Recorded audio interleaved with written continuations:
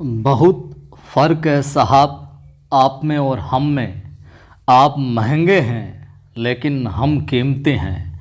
नमस्कार, जय हिंद। मैं हूं आपका दोस्त कवि आदि गणेश। स्वागत करता हूं आप तमाम साथियों का और प्रारंभ करते हैं आज हम कक्षा 12 की जो आरोह भाग 2 पुस्तक हमारी चल रही है। आरोह भाग सेकंड, उसका अध्याय है 16वां, रज़िया सज्जाद ज़हीर का।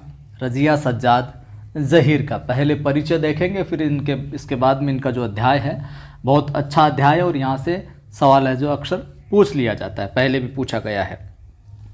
वीडियो को लाइक कर दीजिए, आप शेयर कर दें सभी ग्रुप में सभी दोस्तों के साथ, ताकि और साथी जुड़कर जो भी ग्रेड फर्स्ट सेकंड या फिर रीट की निःशुल्क रूप से तैयारी करना चाहते हैं वो यहाँ पर जुड़ सके और लाभ प्राप्त कर सके। और पहली बार देख रहे हो तो चैनल को सब्सक्राइब कर लेना, बेल आइकन क्लिक कर लेना ताकि हर वीडियो की सूचना मिलती रहे।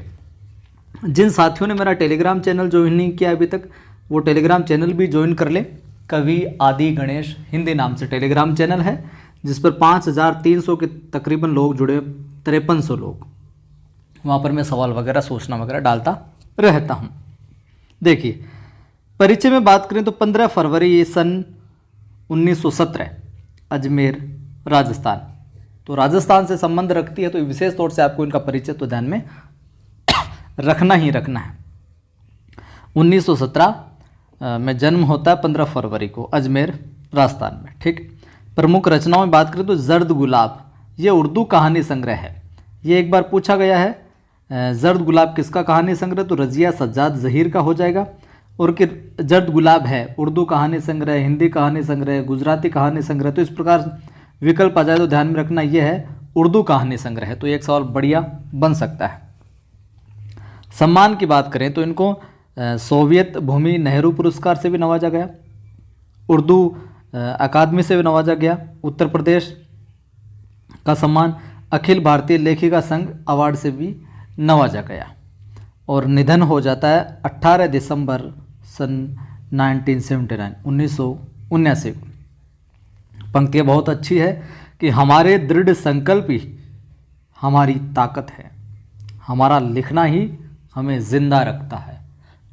तो देखिए, पहली वाली पंक्ति को आप गांठ बांध लीजिए कि हमारा जो दृढ़ संकल्प होता है वही हमारी ताकत होती है। आपका संकल्प जितना दृढ़ होगा, आप उतने ही मजबूत रहोगे अपने लक्ष्य के प्रति और अपने लक्ष्य के प्रति अग्रसर होते रहोगे। अगर संकल्प दृढ़ होगा तो। अगर संकल्प दृढ़ नहीं होगा आपका, केवल इच्छा होगी कि इस नौकरी में लगना है, इसमें लगना है, तो फिर तैयारी तो करते जाओगे, लेकिन वो आपके अंदर एनर्जी, वो पावर नहीं रहेगी जो रहनी चाहिए। इच्छा पर से काम होता नहीं है, इच्छा को क्रियान्वित भी करना होता है पूरी पुरजोर तरीके से। चलिए आगे देखते हैं। रज़िया सज्जाद ज़हीर मूलतः उर्दू की कथाकार है। किसकी है? उर्दू की कथाकार। उन्होंने बीए तक की शिक्षा घर पर रहकर प्राप्त की। विवाह के बाद उन्होंने इलाहाबाद से उर्दू में एमए किया और 1947 में अजमेर से लखनऊ आ गई।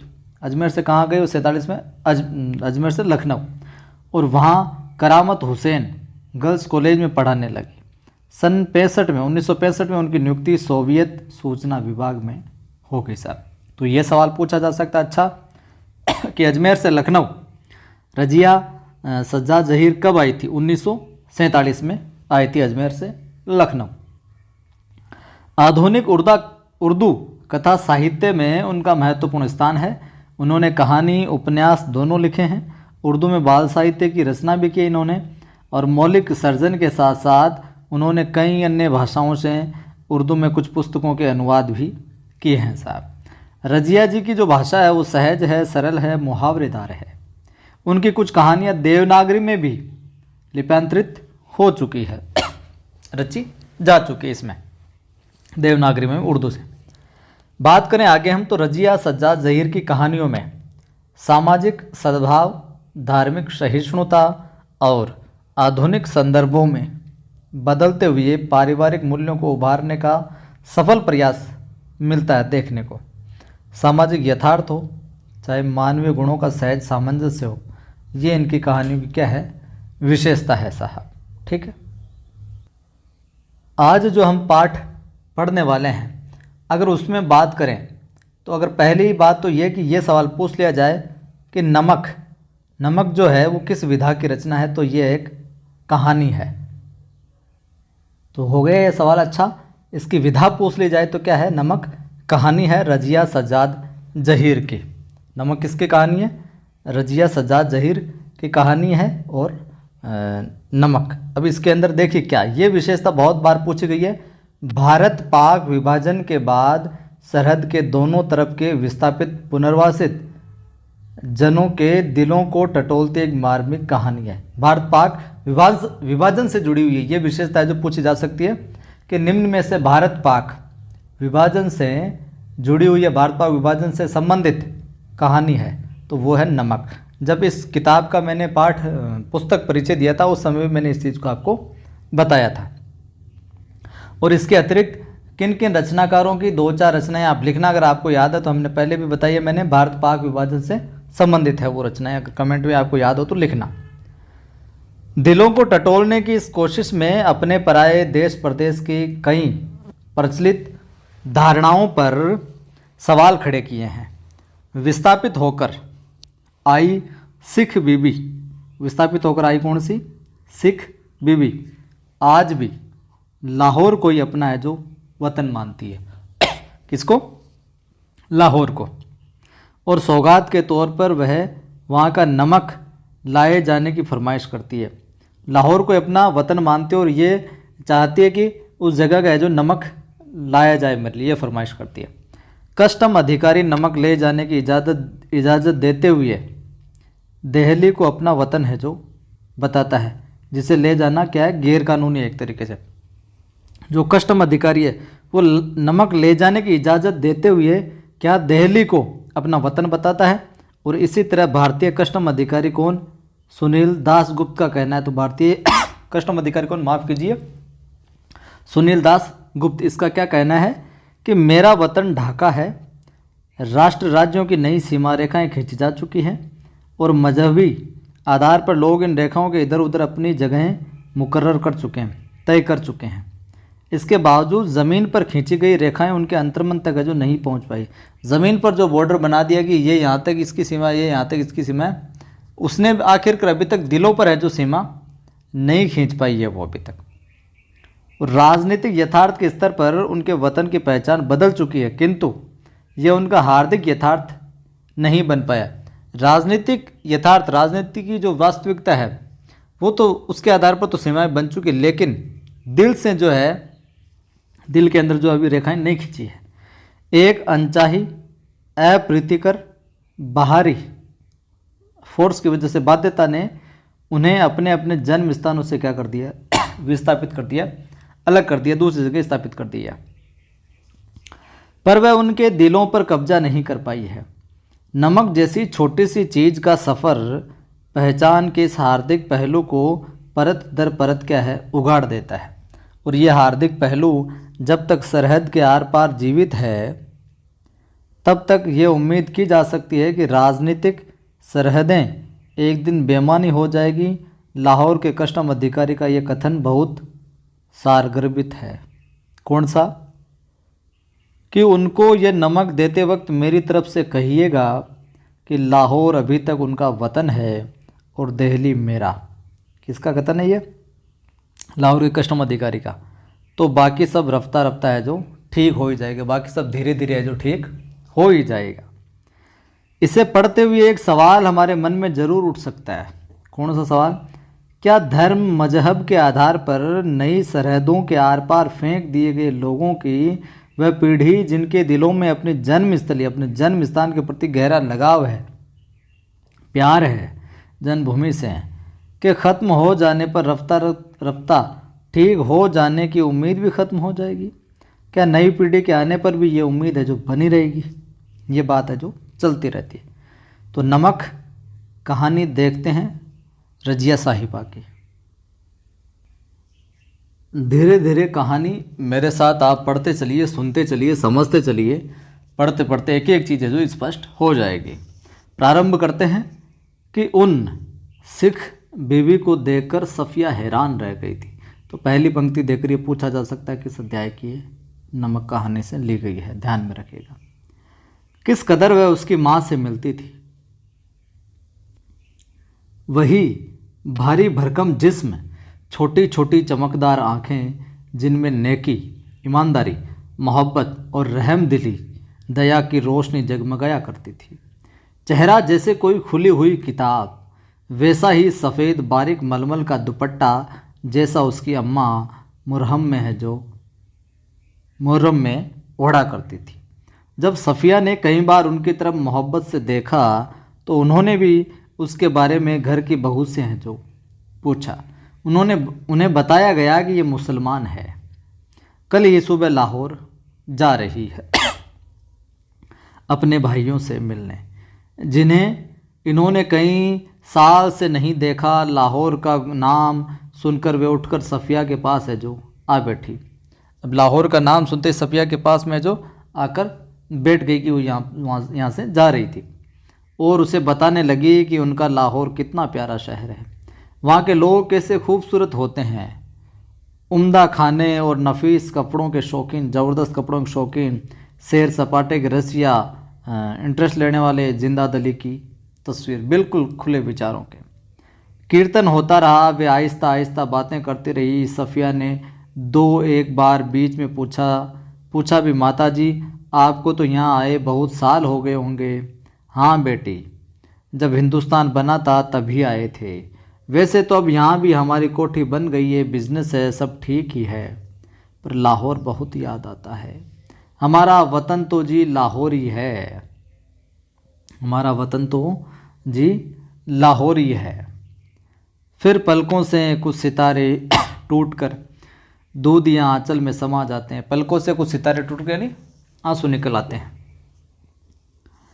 बात आगे चल पड़ती है मगर घूम फिरकर फिर उसी जगह पर आ जाती है। साडा लाहौर, अपना वतन तो वही है। कीर्तन कोई 11 बजे ख़त्म हुआ, तो पूछ ले कीर्तन कितने बजे ख़त्म हुआ? 11 बजे। जब वे प्रसाद हाथ में लिए उठने लगी और साफ़िया के सलाम के जवाब में दुआएं देते हुए रुखसत होने लगी, तब साफ़िया ने धीमे से पूछा, आप लाहौर से कोई सौगात मंगाना चाहे तो मुझे हुक्म दीजिए। तो ये किसका कथन है? साफ़िया कथन है कि आप कि लाहौर से कुछ मंगाना चाहते हैं तो मुझे आप आदेश दो, हुक्म दो। वे दरवाजे से लगकर जो खड़ी हुई थी, हिचकिचाकर बहुत ही आहिस्ता से बोली, अगर ला सको तो थोड़ा सा लाहौरी नमक है जो लाना। तो क्या मंगवाती है कि अगर ला सको तो थोड़ा सा क्या लाहौरी नमक है जो वो लाना। 15 दिन यूँ गुजरे कि पता ही नहीं चला। जिम खाना की शामें, दोस्तों की मोहब्बत, भाइयों की खातिरदारियाँ, उनका बस न चलता था कि बिछड़ी हुई परदेसी बहन के लिए क्या कुछ न कर दे। दोस्तों अजीज़ों की ये हालत कि कोई कुछ लिए आ रहा है तो कोई कुछ, कहाँ रखें, कैसे पैक करें, क्यों ले जाएं। एक समस्या ये भी थी कि कैसे ले जाएंगे इतना सारा कुछ।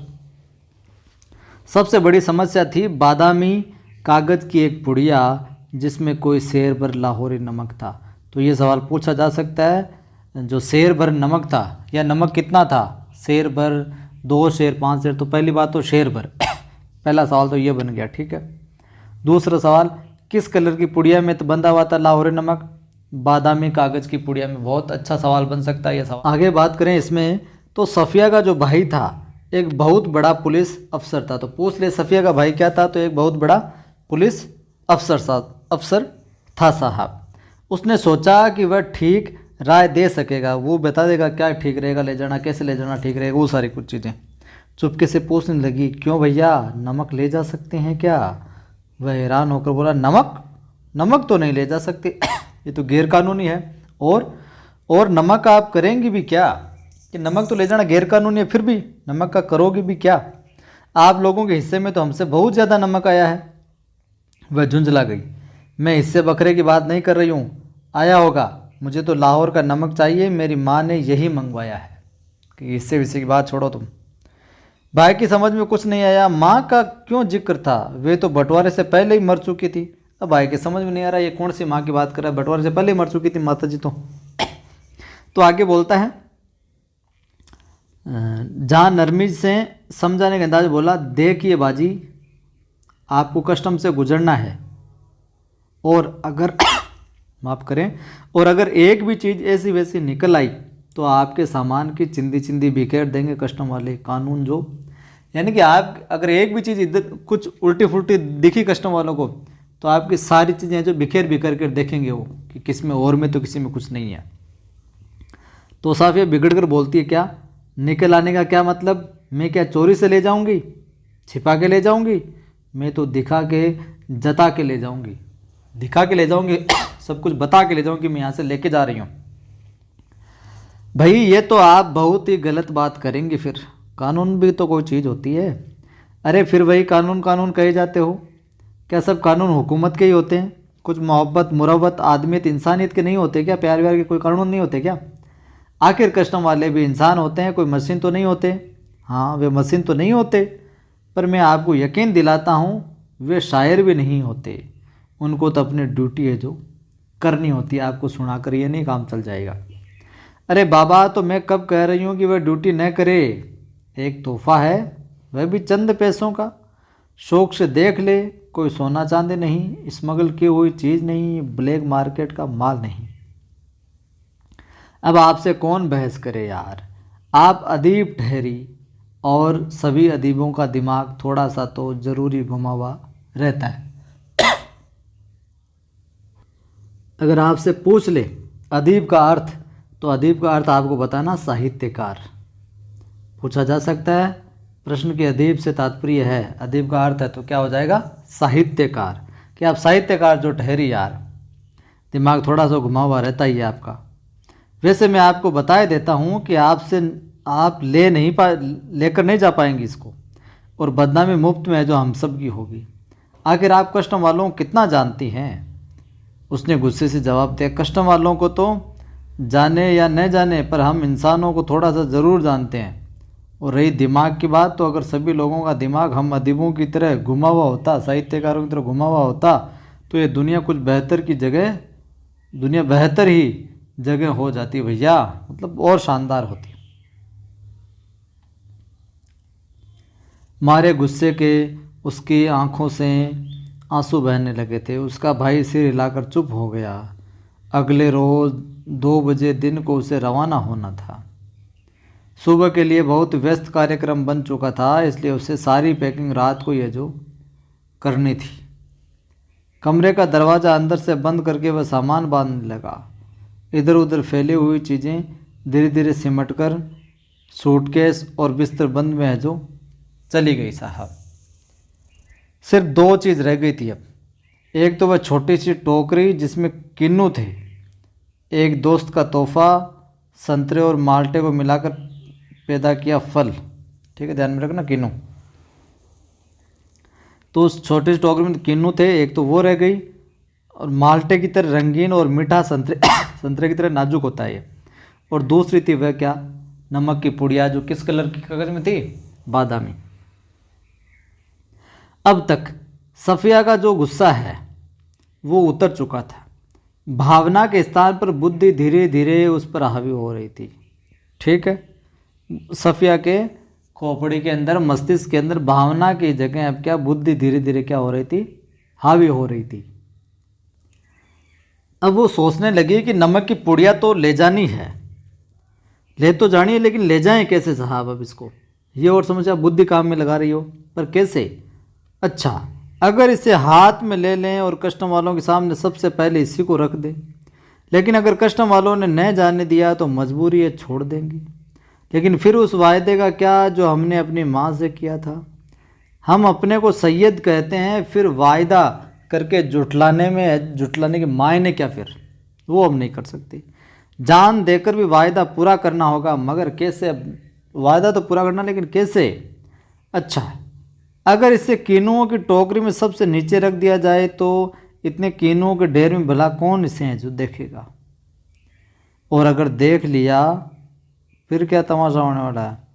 नहीं जी, फलों की टोकरियां तो आते वक्त भी किसी को है जो किसी की नहीं देखी जा रही थी। फलों की टोकरियां तो आते वक्त भी किसी की नहीं देख रहे थे लोग कि हाँ ठीक है, ले जाओ चेक करने वाले। उधर से केले, इधर से किन्नू, सब ही ला रहे थे, ले जा रहे थे। यही ठीक है फिर, देखा जाएगा। चलो किनुवाड़ी में रख देते हैं, देखते हैं फिर। उसने क्या किया, सारे जो किन्नू थे वो कालीन पर उलट दिए, टोकरी खाली की और नमक की पुड़िया उठाकर टोकरी की तह में जो नीचे रख दी बिल्कुल। एक बार झांककर उसने पुड़िया को देखा और ऐसा महसूस हुआ मानो उसे अपनी किसी प्यारे को कब्र की गहराई में जो उतार दिया हो। कुछ देर उकड़ू बैठी हुई पुड़िया को तकती रही और उन कहानियों को याद करती रही जिन्हें वह अपने बचपन में अम्मा से सुना करती थी, जिनमें शहजादा अपनी रान छीनकर हीरा है जो छिपा लेता था और साथ ही साथ फिर क्या करता था, देवों, खौफनाक भूतों तथा राक्षसों के सामने से होता हुआ सरहदों से जो गुजर जाता था। इस तरीके से इस ज़माने में ऐसी कोई तरकीब तो हो नहीं सकती, ऐसा कोई उपाय तो हो नहीं सकता, वरना वह अपना दिल चीरकर उसमें यह नमक है जो छिपा लेती। उसने एक आह भरी, अब कैसे क्या होगा, कैसे ले जा पाऊंगी मैं। फिर वह किन्नों को एक एक करके टोकरी में रखने लगी, पुड़िया के इधर उधर आसपास और फिर ऊपर, यहाँ तक कि वह बिल्कुल छिप गई। आश्वस्त होकर उसने हाथ झाड़े, सूटकेस पलंग के नीचे खिसकाया, टोकरी उठाकर पलंग के सिराने रखी और लेटकर दोहर है जो ओढ़ ली साहब। रात को तकरीबन 1:30 बजे थे। कितने बजे थे? 1:30 बजे साहब।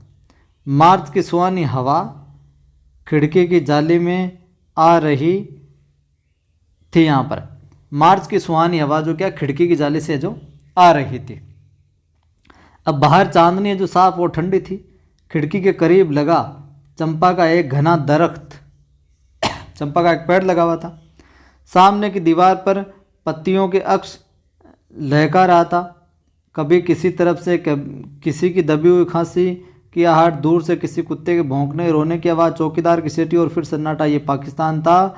यहाँ उसके 3 सगे भाई थे, बेशुमार चाहने वाले दोस्त थे, बाप की कब्र थी, नन्हे नन्हे भतीजे भतीजियाँ थी जो उससे बड़ी मासूमियत से पूछते, फूफी जान आप हिंदुस्तान में क्यों रहती है जहाँ हम लोग नहीं आ सकते।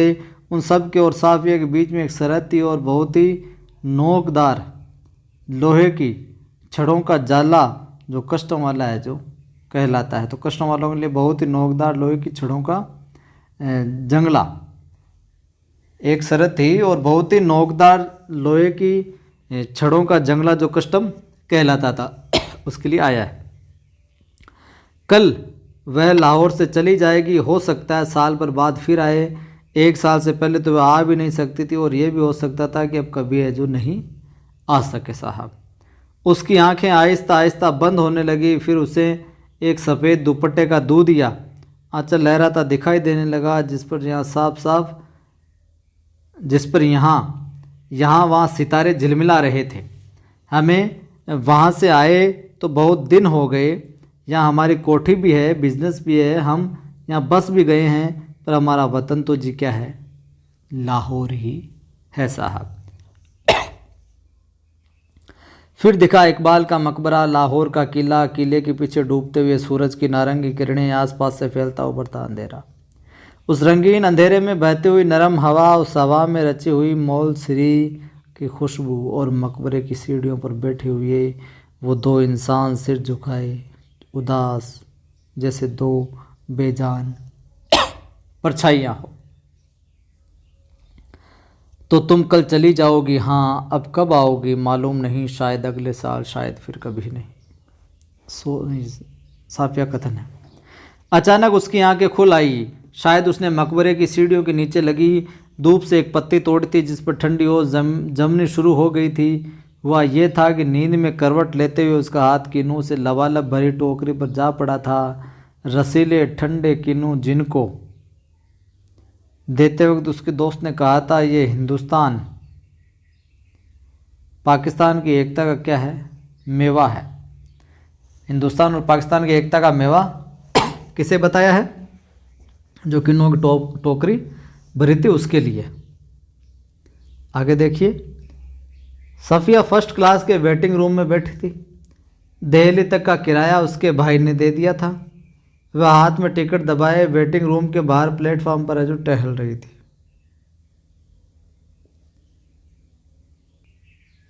माफ़ करें, यहाँ पर भाई है जो वेटिंग रूम के बाहर प्लेटफॉर्म पर है जो टहल रहा था और वह अंदर बैठी चाय की प्याली हाथ में लिए किन्नुओं की टोकरी पर निगाहें जमाए ये सोच रही थी कि आसपास इधर उधर इतने लोग हैं, लेकिन सिर्फ वही जानती है कि टोकरी की तह में क्या, किनुआ के नीचे क्या है, नमक की पुड़िया है, कि इतने लोग हैं यहाँ पर लेकिन किसी को पता नहीं, केवल वही जानती है। जब उसका सामान कस्टम पर जांच के लिए बाहर निकाला जाने लगा तो उसे एक झिरझिरी सी आई और एकदम से उसने फैसला किया कि मोहब्बत का ये तोहफा चोरी से नहीं जाएगा। मोहब्बत का ये तोहफा क्या है, चोरी से नहीं जाएगा साहब। नमक कस्टम वालों को दिखाएगी वह, और उसने जल्दी से पुड़िया निकाली और हैंडबैग में रख दी जिसमें उसका पैसों का पर्स और पासपोर्ट आदि थे। जब सामान कस्टम से होकर रेल की तरफ चला तो वह एक कस्टम अफसर की तरफ है जो बढ़ी। ज़्यादातर मेजें खाली हो चुकी थी, एक दो पर इक्का दुक्का सामान रखा था। वही एक साहब खड़े थे, लंबा कद, दुबला पतला, जिसमें खिचड़ी बाल, आंखों पर ऐनक। वे कस्टम अफसर की वर्दी पहने तो थे मगर उन पर कुछ जच नहीं रही थी। सफ़िया कुछ हिचकिचाकर बोली, मैं आपसे कुछ पूछना चाहती हूँ। उन्होंने नज़र भरकर उसे गौर से देखा, बोले, फरमाइए। उनके लहजे से सफ़िया की हिम्मत बढ़ा दी। आप कहाँ के रहने वाले हैं? उन्होंने कुछ हैरान होकर उसे फिर गौर से देखा। मेरा वतन दिल्ली है, आप भी तो हमारी तरफ की मालूम होती है, अपने अजीज़ों से मिलने आई होगी। जी हाँ, मैं लखनऊ की हूँ, अपने भाइयों से मिलने आई थी, वे लोग इधर आ गए हैं। आपको भी तो शायद इधर आए। जी, जब पाकिस्तान बना था तभी आए थे, मगर हमारा वतन तो दिल्ली ही है। साफिया ने हैंडबैग मेज पर रख दिया और नमक की पुड़िया निकाल कर उसने सामने रख दी और फिर आहिस्ता आहिस्ता रुक कर उनको सब कुछ जो बता दिया, सारी राम कहानी। उन्होंने पुड़िया को धीरे से अपनी तरफ सरकाना शुरू किया। जब सफ़िया की बात ख़त्म हो गई तब उन्होंने पुड़िया की दोनों हाथों में पुड़िया को और अच्छी तरह लपेटा और खुद सफ़िया के बैग में हजूर रख दिया। बैग सफ़िया को देते हुए बोले, मोहब्बत तो कस्टम से इस तरह गुजर जाती है कि कानून है जो हैरान रह जाता है। बैग सफ़िया को देते हुए क्या बोलते हैं कि मोहब्बत तो कस्टम से इस तरह गुजर जाती है कि कानून है जो क्या साहब हैरान रह जाता है।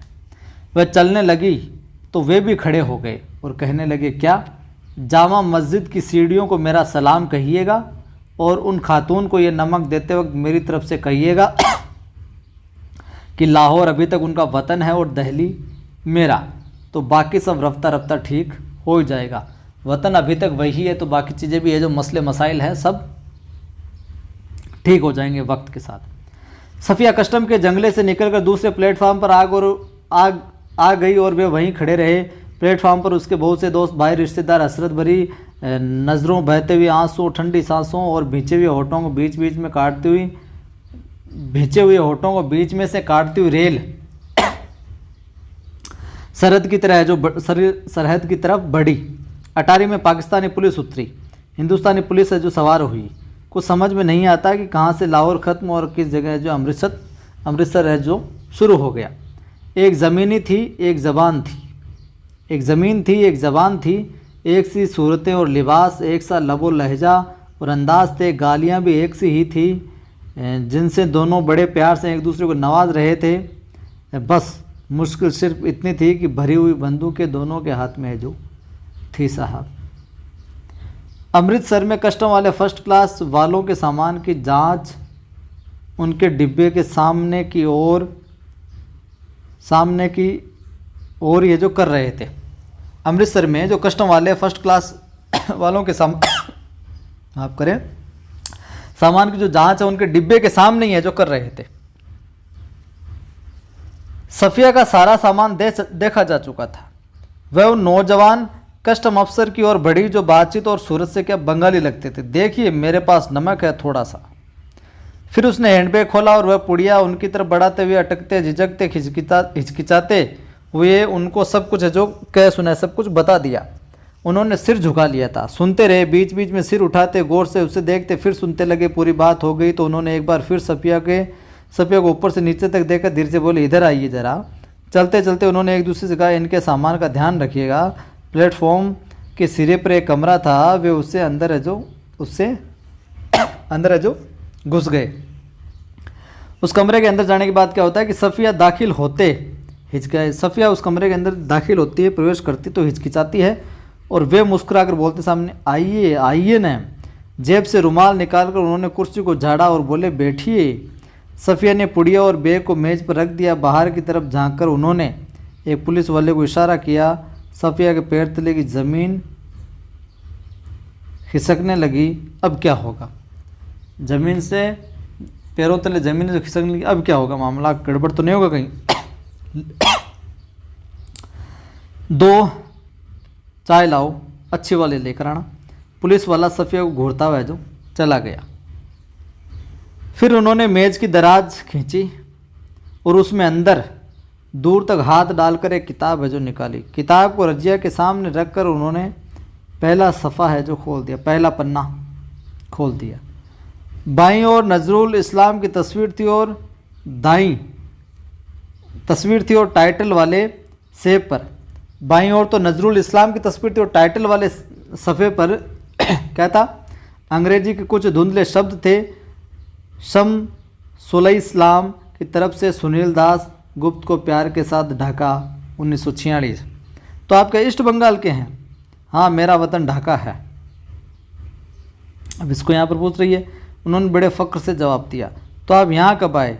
जब डिवीज़न हुआ तभी यहाँ आए, मगर हमारा वतन ढाका है। मैं तो कोई 12-13 साल का था, पर नजरुल और टैगोर को तो हम लोग बचपन से हैं जो पढ़ते थे। तो नजरुल और टैगोर को क्या करते थे? बचपन से पढ़ते थे। जिस दिन हम रात यहाँ पर आ रहे थे उसके ठीक 1 वर्ष पहले मेरे सबसे पुराने,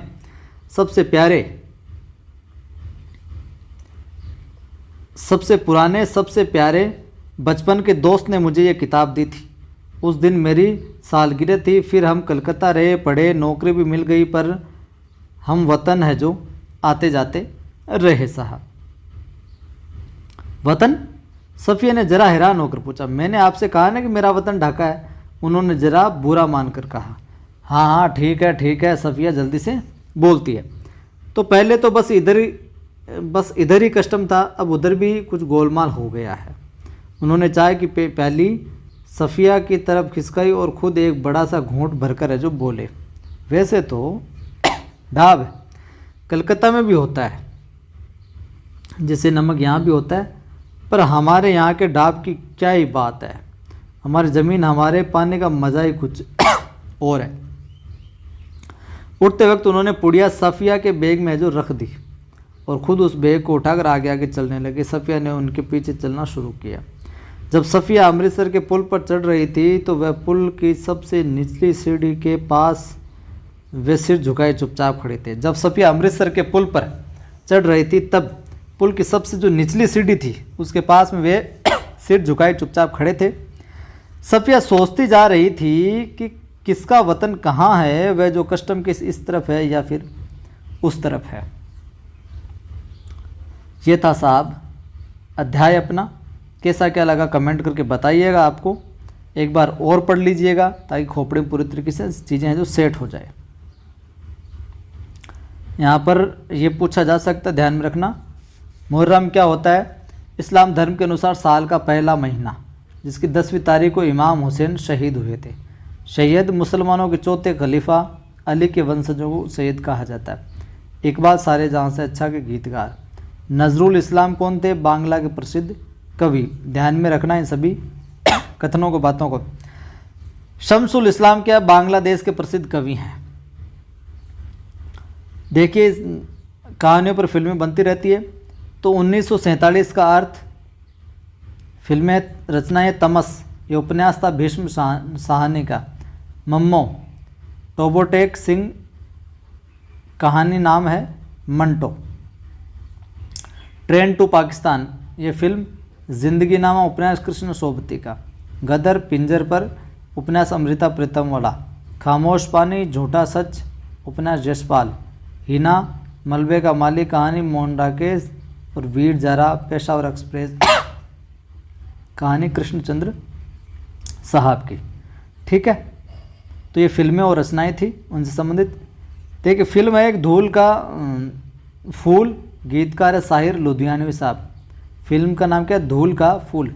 उसमें एक ये रचा गया पंक्तियाँ, न हिंदू बनेगा न मुसलमान बनेगा, तो भूल जाए किसकी पंक्ति, सैयद लुधियानवी की, इंसान की औलाद है इंसान बनेगा। ये सुना होगा आपने गाना कई बार।